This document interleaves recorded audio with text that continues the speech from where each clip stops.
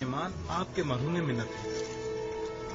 تم یہاں سے آمون ہوتب کے پاس جاؤ گے اور اپنا سابقہ مقام و عہدہ پاؤ گے۔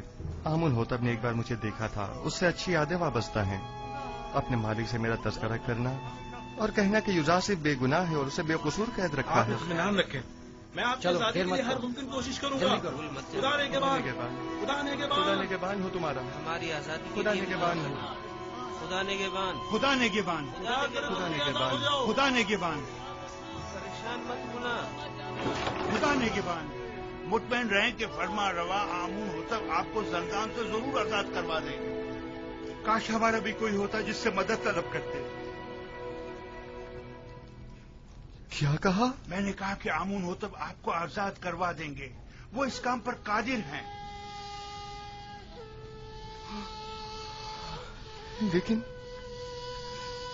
لیکن میں تو آمون ہوتب سے زیادہ قادر کو جانتا ہوں، میں نے اس سے کیوں نہیں کہا؟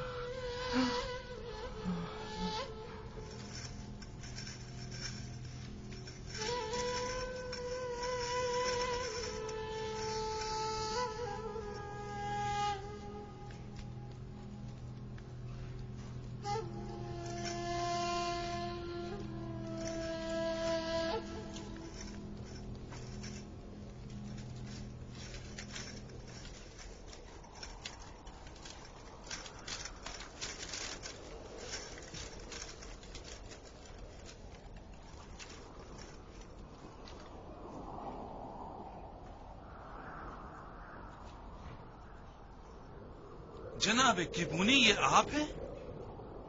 آپ اوپیس بلاروس، آپ لوگ یہاں کیا کر رہے ہیں؟ اتنے معصوم نہ بنو، ہم دونوں یہاں کئی مہینوں سے قید ہیں، لیکن معبد کے مسئولین اور کاہنوں میں سے کوئی بھی ہماری خبر گیری کو نہیں آیا۔ ویسے ہمیں کیوں آنا چاہیے تھا؟ آپ کی قید سے ہمارا کیا تعلق؟ بہت کمینے ہو، ہم تم لوگوں کی وجہ سے اس زندان میں ہیں۔ اگر میرے ہاتھ بندھے نہ ہوتے تو تمہارا منہ توڑ دیتا، تاکہ سمجھ آیا تھا کہ ہماری خبر گیری کو کیوں آنا چاہیے تھا۔ ذلیل کمینے! ان کے چہرے ڈھانپ دو تاکہ شناخت نہ ہو سکے۔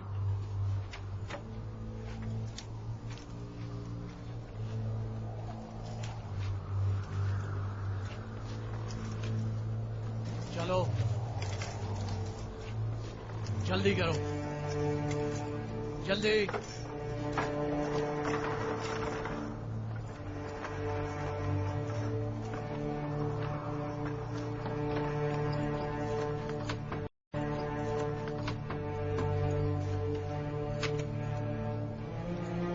حرکت کرو۔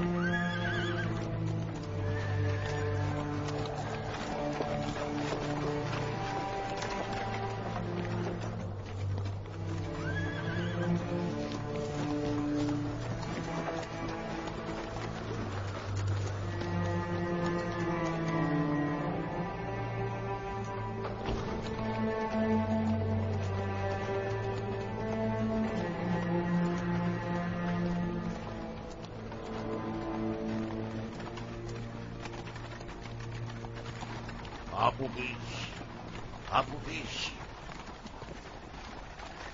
کیا تم نے زبان کھول دی؟ میں سخت اذیتیں برداشت نہ کر سکا، سب کچھ اگل دیا۔ تم نے اپنے متعلقین بیوی اور بچوں کی بھی پرواہ نہیں کی؟ کوڑے اور شکنجے انسان کے ذہن سے ہر فکر مٹا دیتے ہیں۔ جو ہونا تھا ہو گیا۔ مجھے معلوم ہے کہ تم لوگ اپنی ان دھمکیوں پر عمل کرنے والے نہیں۔ اب بھی وقت ہے، انکار کر دو۔ یقین جانو کہ معبد تم سے شدید انتقام لے گا۔ اقبال جھم کر چکا ہے سب کے سامنے، انکار کا کوئی فائدہ نہیں۔ کہہ دینا کہ زبردستی گلوایا، تم نے مجبوراً اقبال جرم کیا ہے۔ جناب کوتیفر اتنے بھی سادہ لو نہیں، وہ یقین نہیں کریں گے۔ کوئی اور راستہ نہیں۔ اگر انکار نہیں کرو گے تو تمہیں اپنے بیوی بچوں اور تمام خاندان سے ہاتھ دھونا پڑے گا۔ باتیں بند کرو، خاموش۔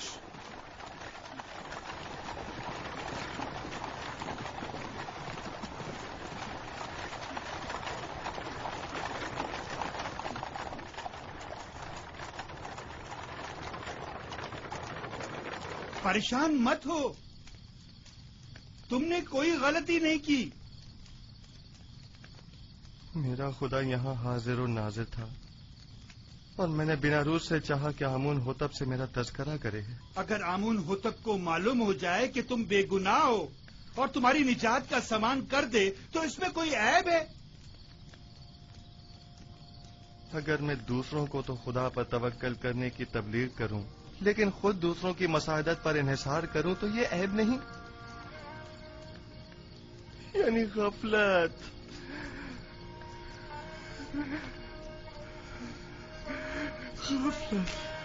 تم نے صرف یہ چاہا کہ فرما روا تمہارے حال سے بے خبر نہ رہے اور تمہاری بے گناہی سے آگاہ ہو جائے بس. جبکہ میرا خدا میری بے گناہی سے آگاہ و باخبر ہے تو مجھے کسی غیر کی کیا ضرورت.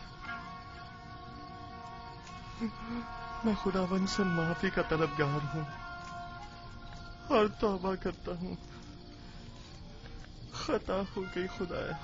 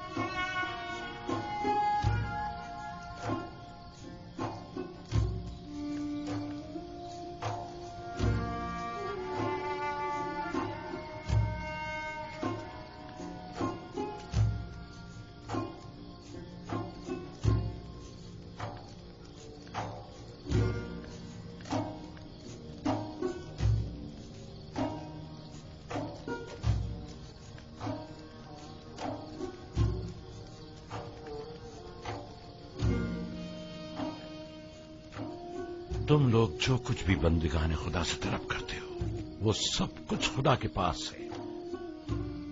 وائے ہو ان پر جو غیر خدا کے آگے دست سوال دراز کریں. بہت سے بندگان خدا رسوا ہو جائیں اگر روز محشر خداوند عادل بن کر فیصلہ کرے. کئی پردے چاک ہو جائیں اگر کہیں وہ اپنی مخلوق پر عادلانہ نگاہ ڈالے. بہت سے عمرا اسیر ہو جائیں اگر کل کو حق تعالی مظلوموں کی داد رسی کر دے. کتنی آنکھیں خون کے آنسو رونے لگے اگر معصیت کار اپنی بدعمالیوں کا خود مشاہدہ کرنے لگے.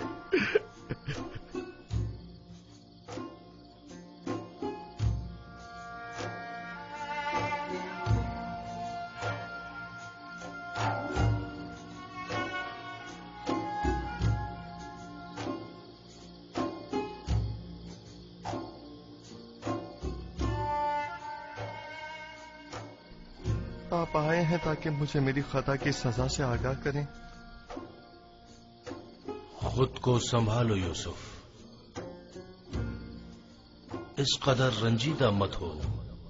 مجھے اپنی غلطی کا احساس ہے اور میں خود کو کبھی معاف نہیں کروں گا. یہی احساس یوسف کے حق میں اس کے محبوب کی بڑی عنایت ہے.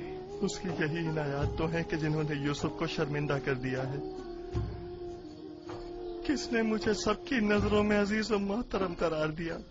اس خدا نے جس کے دست قدرت میں عزت و ذلت ہے. کس نے مجھے عزیز مصر کے قصر میں ناز و نام میں مستغرق رکھا؟ اسی خدا نے جس کے چشمہ فیض سے تمام نعمات حاصل ہوتی ہے. کس نے مجھے زلیخا اور دیگر زنان مصر کے چنگل سے نجات دی؟ اسی خدا نے جو اپنے مومن بندوں کو اعمال قبیح اور منکرات سے محفوظ رکھتا ہے۔ تو پھر کیوں ایسے خدا کے محضر میں جس نے مجھے ہمیشہ یاد رکھا کہ غیر خدا سے مدد طلب کی؟ کیا ایسی خطا کے ہزارہ میں یوسف کو خون کے آنسو نہیں رونا چاہیے؟ بال نوچنے اور منہ پر تماچے نہیں مارنے چاہیے؟ میں خطا کار ہوں، مجھ سے غلطی سرزد ہوئی ہے، میں خدا بند متعال سے بخشش کا طلبگار ہوں۔ اگر یوسف کو اپنی غلطی کا احساس نہ ہوتا اور اس طرح اپنے محبوب کی بارگاہ میں بخشش کا طلبگار نہ ہوتا تو راندہ درگاہ حق قرار پاتا اور مقام نبوت سے معزول کر دیا جاتا۔ تقدیر میں تو یہ لکھا تھا کہ یوسف 1 سال زندان میں رہے، لیکن اب اس مدت میں 7 سال کا مزید اضافہ کر دیا گیا ہے تاکہ یوسف اپنی خطا کی تلافی بھی کرے اور ساتھ ساتھ زندان والوں کی ہدایت کا فریضہ بھی ادا کرے۔ یوسف کو مستقبل میں بہت سے ساتھیوں کی مدد درکار ہوگی۔ مجھے یہ قید قبول ہے، خواہ تمام عمر کے لیے بھی ہو۔ میرے معبود نے اپنی نگاہ کرم کا رخ میری طرف سے نہیں موڑا، میرے لیے یہی کافی ہے۔ میں نہایت شکر گزار ہوں، نہایت شکر گزار۔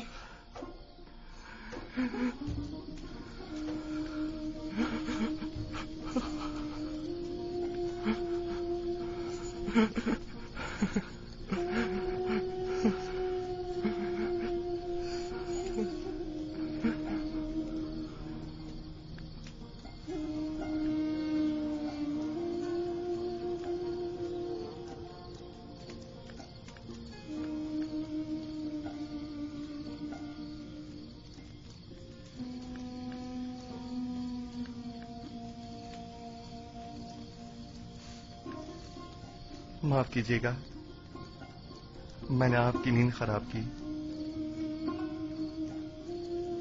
ہمیشہ یہ دعا کیجیے کہ خدا بند کریم نے ایمان و بندگی کی جو نعمت ہمیں عطا کی ہے وہ ہم سے واپس نہ لے لے۔ دعا کریں کہ پروردگارہ ہماری ہدایت فرمانے کے بعد ہمارے دلوں کو سیاہ و تاریک نہ کر دینا۔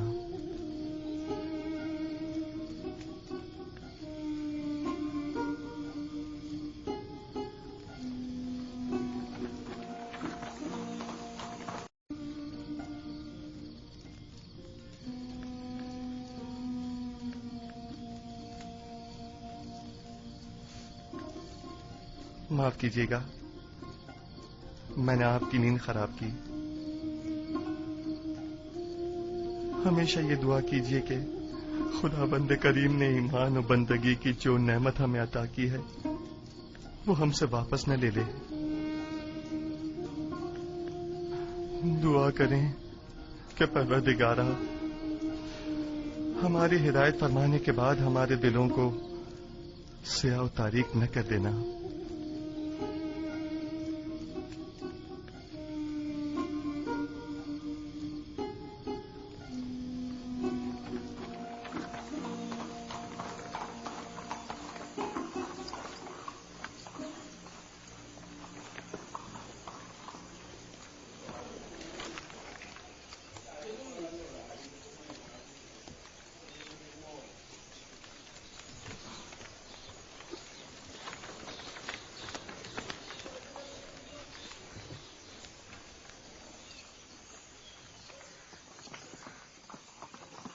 ممکنہ خطرات سے نپٹنے کے لیے لاہے عمل طے کر لیا ہے؟